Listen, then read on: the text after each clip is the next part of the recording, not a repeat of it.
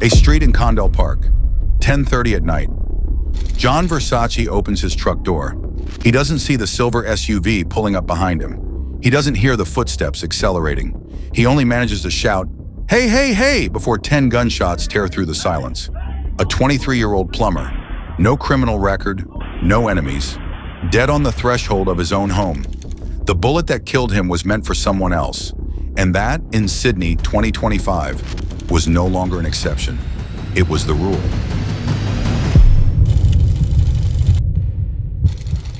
Between November 2024 and July 2025, Sydney experienced something it hadn't seen since the Hamzy-Al-Madeen War of the early decade.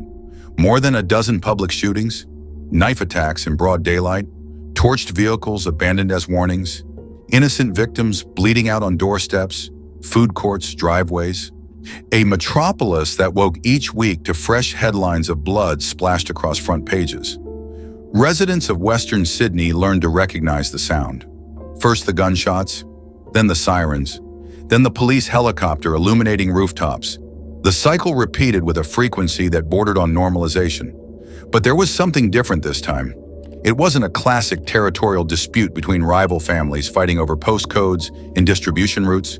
It was something far more dangerous and volatile, the internal fracture of a criminal alliance that for years had operated like a perfectly oiled machine. On one side, the Al-Madeen network, one of Australia's most sophisticated drug trafficking structures, with tentacles extending from Lebanon to Turkey, from European ports to warehouses in the western suburbs. Decades of experience importing cocaine, methamphetamine, cannabis, connections to international cartels, accountants laundering millions, lawyers negotiating bail. A hierarchy that understood real power lies in invisibility. On the other, KVT, the crew of Fijian heritage that had been their enforcement arm for years. The foot soldiers who didn't appear in financial newspapers but did in police files. The ones who transported the guns, stored the drugs, collected the debts, intimidated the competition. The ones who accepted prison sentences so higher figures could remain free. The expendable, the necessary, the invisible until they decided to stop being so. Because in 2025, those soldiers made a decision that would change everything. They no longer wanted to be tools. They wanted to be partners. They would no longer accept crumbs while others feasted. And when an army decides it no longer takes orders, chaos isn't a possibility. It's a certainty. What followed transformed Western Sydney into an urban battlefield where 15-year-old teenagers wielded Glock pistols like mobile phones, where civilian lives were worth less than street respect, where every corner could become an execution zone without warning. Parents stopped letting their kids walk alone to the corner store. Shop owners installed additional cameras. Residents learned to recognize which cars circled too slowly, which figures dressed too warm for the weather. The question that obsessed investigators, journalists, and entire communities wasn't just how this war had started. It was how such a mutually beneficial alliance, so strategically functional, had disintegrated so rapidly and violently. What resentments had been fermenting beneath the surface. What suppressed ambitions had waited for their moment. And whether anyone in a position of authority, criminal or legal, had seen the signs before Sydney became what it now was. A city where danger didn't announce itself, it simply erupted. KVT wasn't born as a criminal organization. It was born as a survival network, an organic response to an environment that offered few alternatives. Young men of Fijian heritage, first and second generation immigrants, raised in Mount Druitt, Maryland's, Guilford, Blacktown. Suburbs where unemployment statistics exceeded national averages, where educational opportunities felt like empty promises, where police sirens didn't interrupt the daily soundscape, they defined it.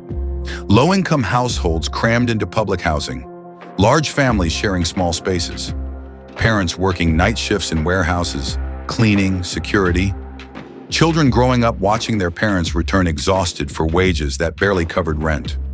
Schools where teachers dealt with overcrowded classrooms and systematically low expectations. In that context, the concept of a crew didn't sound like organized crime. It sounded like necessary brotherhood. Mutual protection in an environment that seemed designed to fail. KVT Kitty Family, The term Kai derived from the Fijian language to identify natives of Fiji, those who shared Pacific Islander roots. At first, it was more a cultural identity than a criminal hierarchical structure. It was a group of friends who'd known each other since primary school, who played rugby together on weekends, who protected each other when other local crews tried to intimidate, who developed reputations in street fights not for pleasure, but from the necessity of establishing respect. They had no formal uniforms or emblems. They issued no communiques. They simply existed as a recognizable entity in their own neighborhoods. Cohesion came from what they shared: heritage, struggle, exclusion. Many had experienced casual racism in schools, discrimination in job searches, police profiling from early ages. When mainstream society treats you as a threat by default, brotherhood with those who share that experience isn't optional. It's emotional and physical survival. KVT offered what official institutions couldn't: an unconditional sense of belonging. But that fierce loyalty, that willingness to back each other regardless of consequences, was precisely what attracted the attention of much larger and more experienced predators. The Alamedin family had already been operating for decades when KVT appeared on their radar. They weren't novices improvising. They were professionals with international infrastructure. They controlled import routes from Lebanese ports, connections with Turkish suppliers, distribution networks spanning the entire Australian East Coast. They moved cocaine in quantities measured in tons, not kilos. They laundered millions weekly through legitimate businesses: car dealerships, construction companies, restaurants. Their senior members rarely touched product directly. They delegated, compartmentalized, maintained legal distance. But that sophisticated model required something they themselves couldn't provide without exposure: brute muscle on the street, people willing to do the work that left traces, transport shipments, store drugs in safe houses, intimidate delinquent debtors, execute public revenge when reputation demanded it, accept arrests and convictions to protect the upper chain. The Alamedins needed expendable but reliable soldiers, and KVT seemed the ideal profile. The bridge between both worlds was Masood Zakaria, former youth rugby prospect who'd gone from local stadiums to being an international fugitive and criminal mastermind. Zakaria understood recruitment psychology better than many corporate executives. He didn't approach young men in dark alleys with shady offers. He seduced them in public spaces with legitimate promises. Weighing his primary hunting ground, youth rugby league fields in Western Sydney. Zakaria showed up at matches. He sponsored entire teams, paid for uniforms, registrations, equipment, donated money for tournament travel. Parents saw a successful local businessman who hadn't forgotten his community roots. Coaches appreciated the financial support that allowed them to compete. The kids saw a charismatic role model who drove expensive cars but still took time to chat after training. What nobody saw was the network being woven underneath. Zakaria identified talent not just athletically, but temperamentally.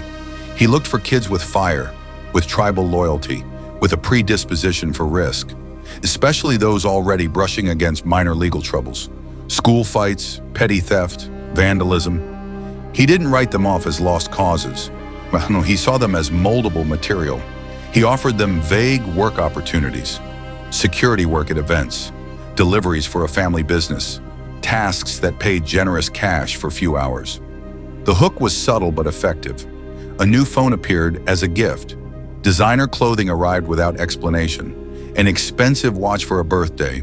A used car to facilitate transportation. These weren't explicit transactions. They were gestures of generosity from a successful mentor. But each gift created implicit debt. Loyalty not bought with contracts but with accumulated gratitude. By the time young men realized the deliveries involved drugs, the tasks included intimidation, and the opportunities led to arrests, they were already too deep. They'd accepted money. They'd spent it on families. They'd developed lifestyles dependent on illegal income. And backing out meant losing not just money, but identity within the group. And for many, that identity was all they had. The implicit deal crystallized quickly.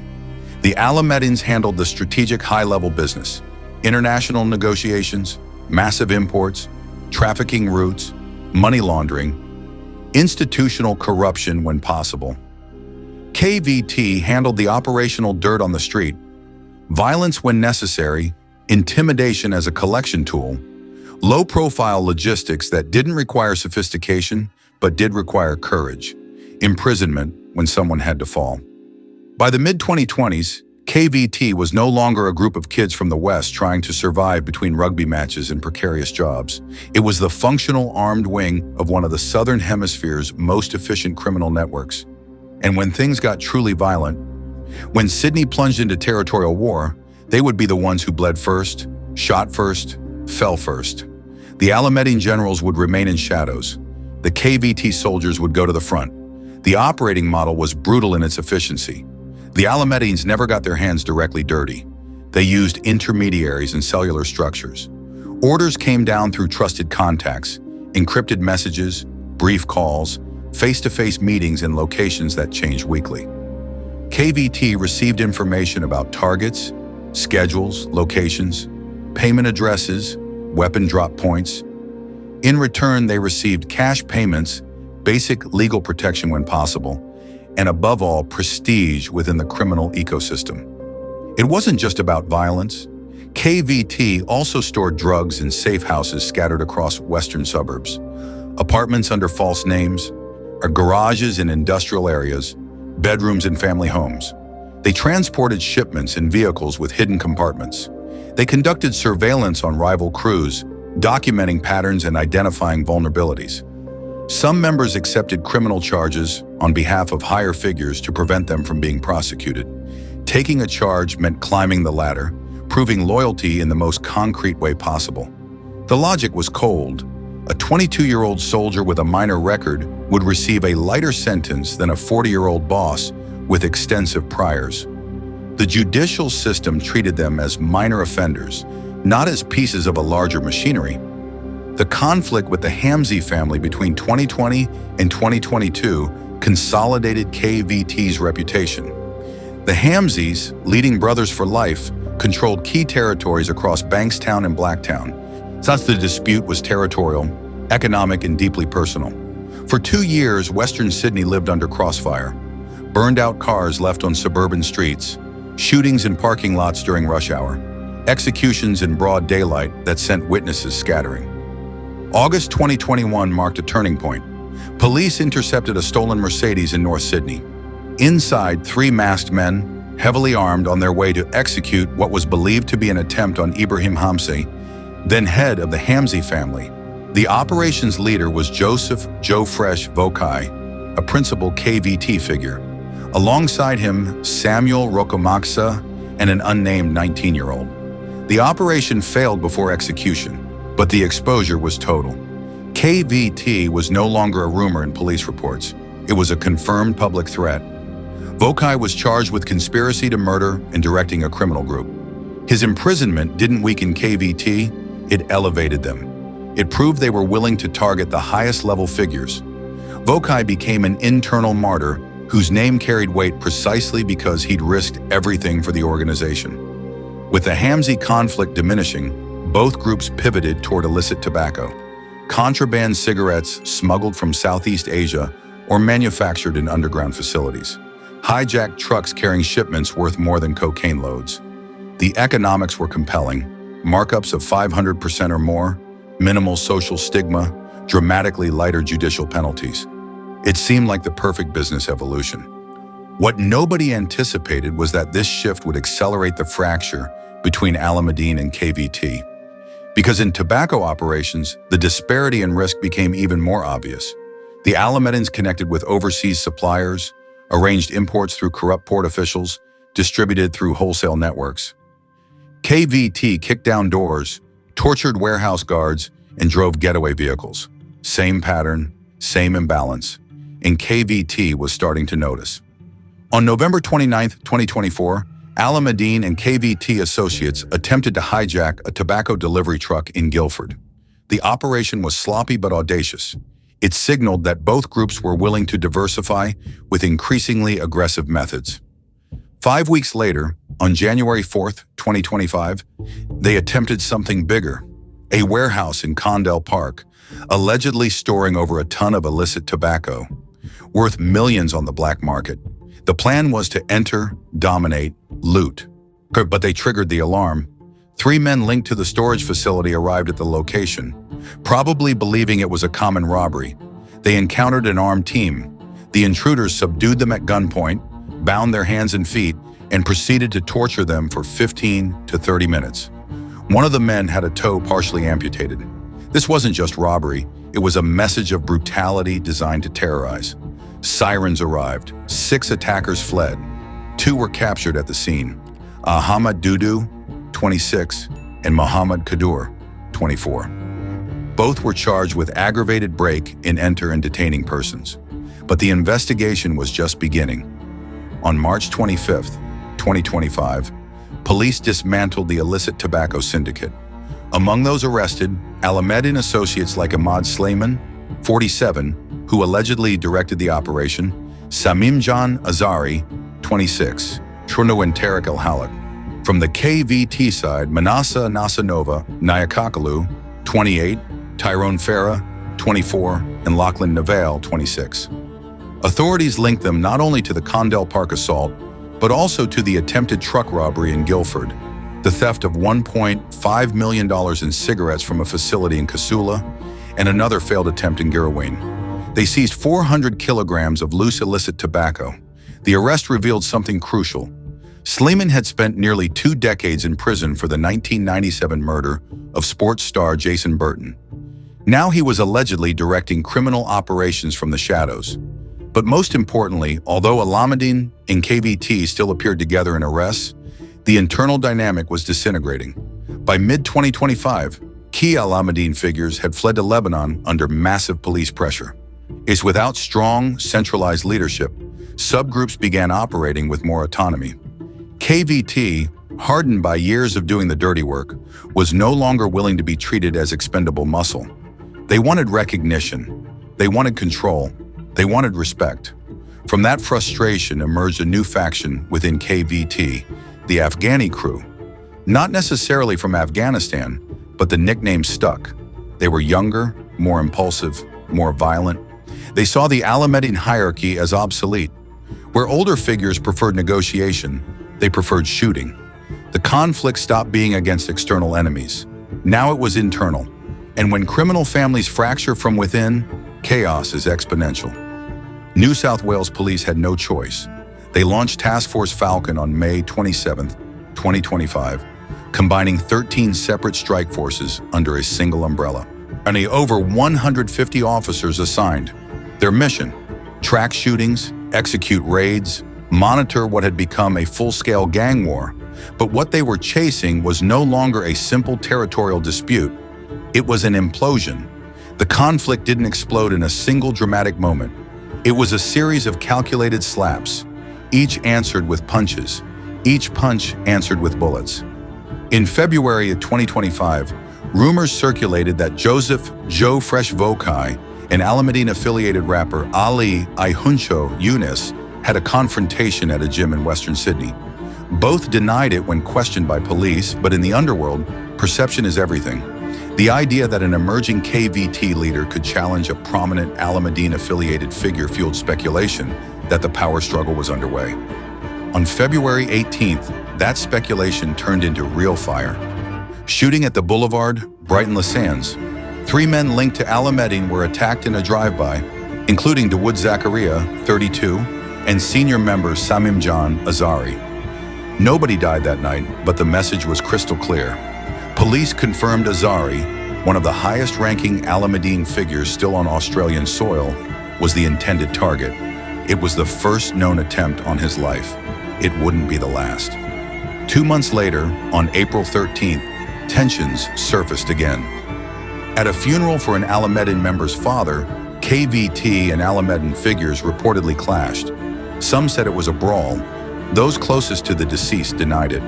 But the street felt the ripple. Violence no longer needed elaborate pretexts.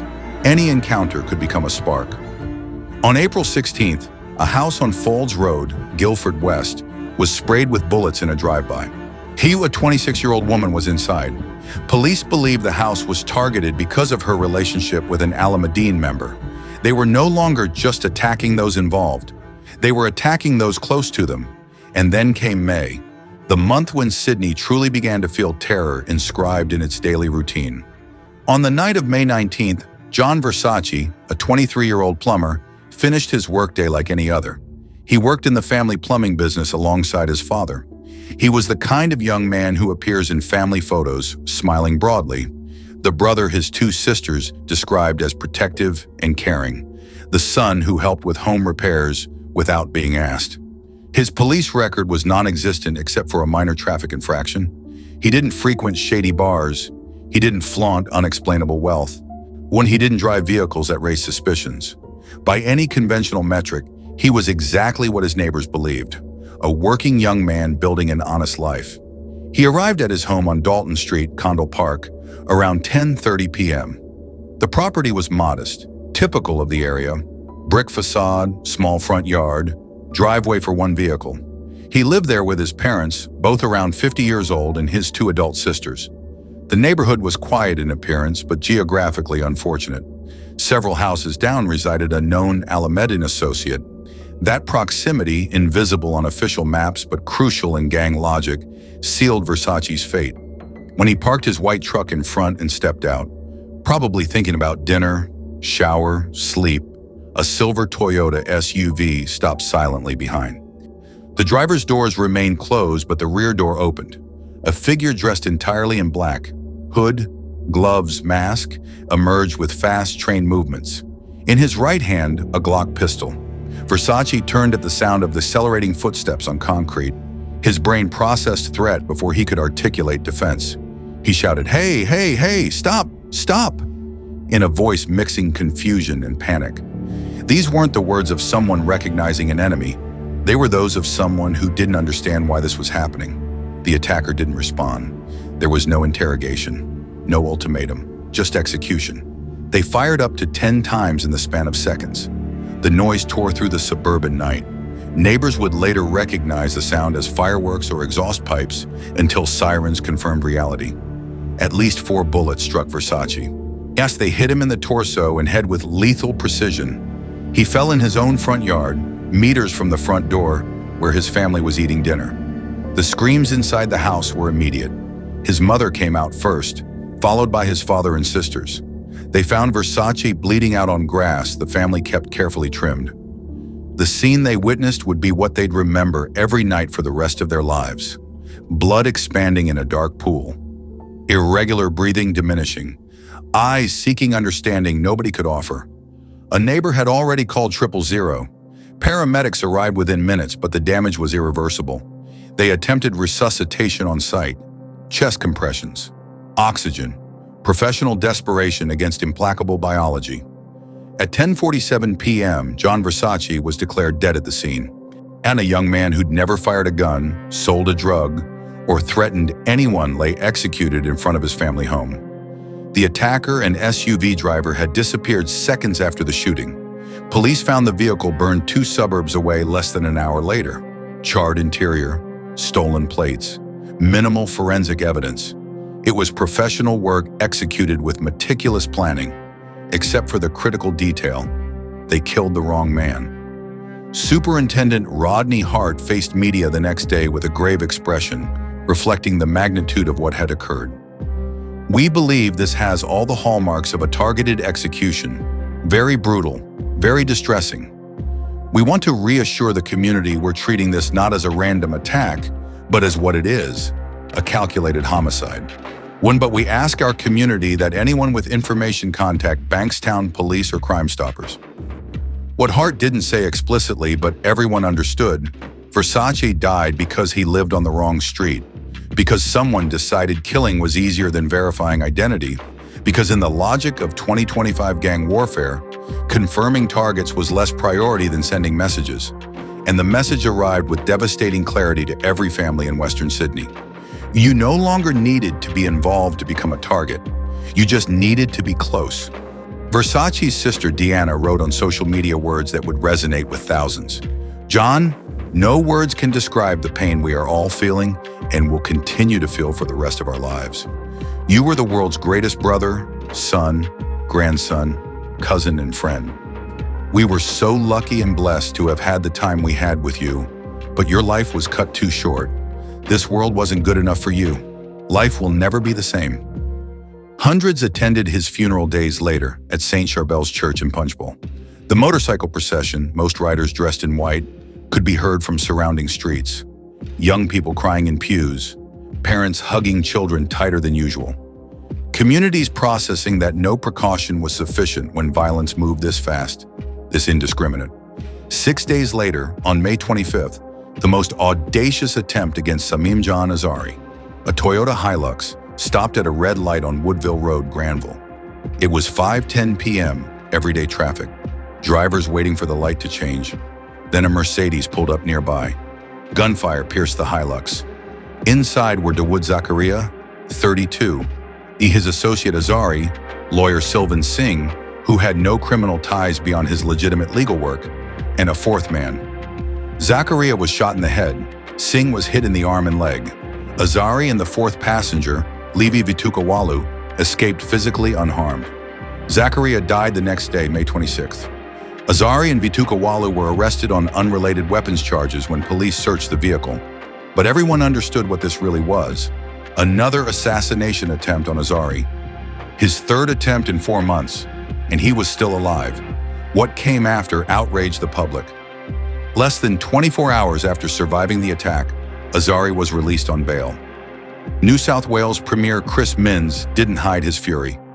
He called the violence a horrifying chapter in the state's history and openly questioned how a man at the center of so much conflict could walk free while bullets kept flying. June answered that question with more violence. On June 8th, Alameddin associate Ali El Moyed's car was set on fire outside his home in Maryland. It wasn't random vandalism, it was a warning written in flames. 4 days later, on June 12th, his house was sprayed with bullets as he was on his way to Parramatta local court to request changes to his bail conditions. Wanting to move to a more secure high-rise building, police acted fast. Pursuit with Polair helicopter. 3 men arrested in Yaguna: Senfagaf, 20, Jimmy Abdul Rahim, 22, and Mustafa Musa, 23. 2 17-year-olds crashed a stolen car in Greystanes and were detained. The adults were charged with conspiring to discharge a firearm with intent to cause grievous bodily harm.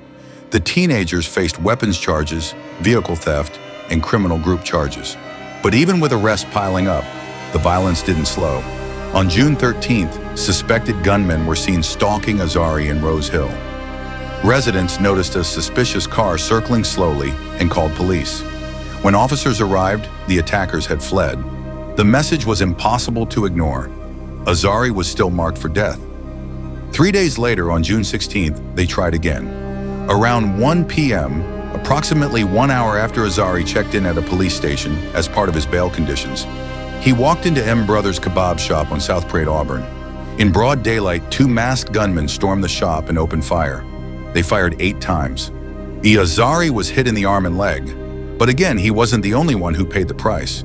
Kali Taisini, a 25-year-old aspiring footballer who was in the wrong place at the wrong time, was struck. Bullet shrapnel traveled through his body, causing a severe spinal injury. Doctors warned his family he might never walk again. Yurdigul Idogu, a 47-year-old shop employee, was also caught in the crossfire. She was shot twice in the torso and rushed into surgery. Doctors removed bullet fragments and placed her in a medically induced coma. By that evening, all 3 victims, Azari, Taisini, and Idogu, were in serious but stable condition at Westmead Hospital. The scene outside the kebab shop became another grim landmark in Sydney's gang war, a place where ordinary life collided with organized crime in the most violent way possible. Despite multiple attempts on his life, Azari survived again. But for the city, survival wasn't the point. The point was that bullets were flying at lunchtime on busy streets around people just trying to live their lives. By late June, violence began changing shape. Bullets and drive-bys were still part of the story, but now knives were coming out too. And the faces getting arrested were disturbingly young. On June 24th, Bassam Chalhoub, 62, was stabbed repeatedly outside a home on Eve Street, Guildford. At first glance, it looked like an attack on an older man with no obvious connection to gang headlines. But police believed the real target wasn't him. It was his son, Emilio. Emilio Chalhoub worked as a bodyguard for rapper and Alameddin affiliate Ali I Huncho Yunus. In the logic of gang warfare, how hitting the family of a protector sends a brutal, calculated message. Nobody around you is safe. Within hours, police moved in. A 15-year-old boy and a 22-year-old man were arrested in Wentworthville and charged over the attack. Again, a teenager was at the center of organized violence, not watching from the sidelines, but allegedly carrying it out. 2 days later, on June 26th, bloodshed escalated in Pemulwuy near the home of Alameddine associate Anthony Khalil. Luke Manasseh, 21, was stabbed to death.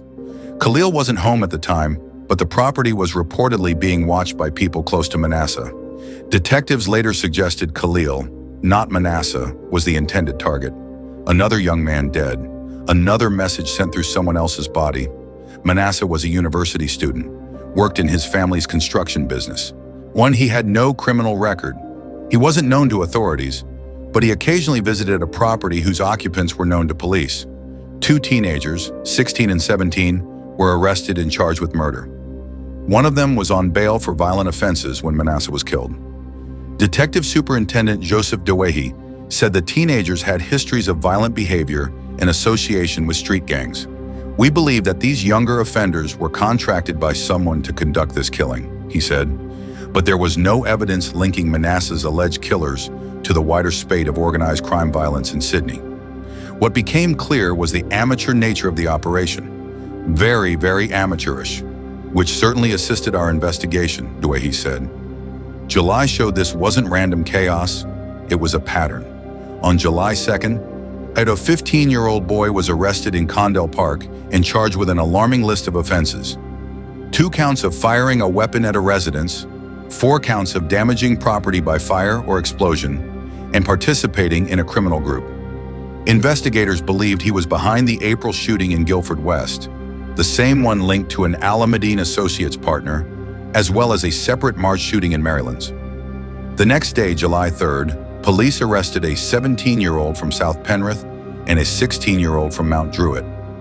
Both were charged with the murder of Luke Manasseh. In less than 2 weeks, 3 teenagers had been tied to shootings, arson, and a fatal stabbing, all connected to the gang war tearing through Sydney's western suburbs. Whether these arrests mark the end of the violence or just a pause in a cycle that keeps reinventing itself remains uncertain. But one thing is clear, the collapse of the Alameddine KVT alliance and the rise of the Afghani crew mark a turning point in Sydney's criminal history. What was once a world dominated by older, structured crime families is being replaced by younger, faster, more volatile crews who aren't interested in tradition, only dominance. Task Force Falcon can raid homes, seize guns, and lock up shooters. But their toughest battle isn't just on the streets. It's in the minds of kids who see gang life as the only path to money, respect, and belonging. Teenagers aren't merely being recruited anymore. They're leading attacks, pulling triggers, and shaping the future of organized crime. From high school football fields to police cells, courtrooms, and morgues, the new face of Sydney's gang war is alarmingly young, fearless, and increasingly desperate. As KVT's war with the Alameddines and splinter factions like the Afghani crew continues to burn, one thing is certain: the old era of tightly controlled crime families ruling Sydney streets is fading. In its place, a new generation of brutal, unpredictable gangs is fighting for control of a city teetering on the edge. The 23-year-old plumber, the 25-year-old footballer, the 21-year-old university student. Their names are now engraved on tombstones because someone got the wrong house, the wrong street, the wrong moment. In Western Sydney 2025, death didn't need logic. It only needed proximity. And while authorities continue pursuing shooters, unraveling recruitment networks, tracking orders traveling from encrypted messages to teenage hands holding weapons, the question persists: how many more bullets need to fly before the city understands this war has no front line? It's everywhere. And until what makes a 15-year-old see a machete as a solution is addressed, arrests will only be temporary pauses between the next ambush and the next funeral.